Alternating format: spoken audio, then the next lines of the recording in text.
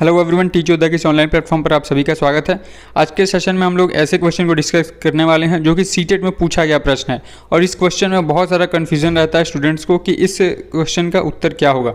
तो देखिए यहाँ पे आप देख सकते हैं यहाँ पे क्या लिखा हुआ है, आप देख लीजिए। यहाँ पे हिंदी में तो लिंग लिखा हुआ है और इंग्लिश में जेंडर लिखा हुआ है। इसका राइट आंसर क्या होगा, यानी ये कौन सी संरचना है, तो इसको हम लोग आगे डिस्कस कर लेते हैं। आगे आप यहाँ देख सकते हैं बहुत ही बेहतरीन तरीके से डिस्कस किया गया है। आप इसको एक बार समझ जाएंगे तो आपका ये क्वेश्चन कभी भी गलत नहीं होगा।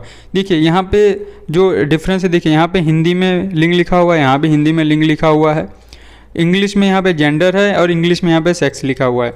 तो इंग्लिश वाला तो वर्ड अलग अलग हो गया, परंतु हिंदी वाला सेम टू सेम है। तो हिंदी मीडियम वाले छात्र यदि एग्जाम में बैठे हैं तो वो किस तरीके से डिफ्रेंशिएट करेंगे कि कौन सा वाला ये है।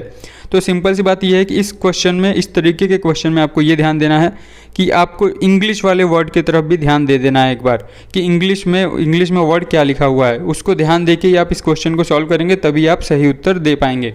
तो देखिए सबसे पहले मैं यदि बात करूं लिंग और ब्रैकेट में जो इंग्लिश में जेंडर लिखा हुआ है इसके बारे में, तो देखिए ये जो होता है ये एक सामाजिक संरचना होता है। सामाजिक संरचना क्यों? क्योंकि इसमें ये समाज डिफाइन कर देता है कि लड़के क्या पहनेंगे, लड़कियां क्या पहनेंगी, लड़के कौन सी पढ़ाई करेंगे, लड़कियां कौन सी पढ़ाई करेंगी, लड़के स्ट्रांग होते हैं, लड़कियां कमज़ोर होती हैं। मतलब इस तरीके की जो चीज़ें हैं ये बना दी जाती हैं समाज द्वारा। तो ये हमारा जो हो गया, ये हो गया सामाजिक संरचना।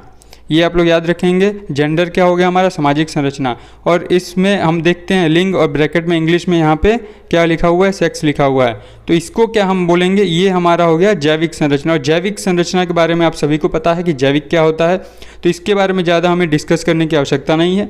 आपको मेन ये बताना था, ये जेंडर और ये जो जेंडर है ये बनाया किसके द्वारा जाता है, ये सामाजिक संरचना, यानी समाज द्वारा बनाया जाता है। तो दोनों में आपको डिफरेंस पता चल गया होगा।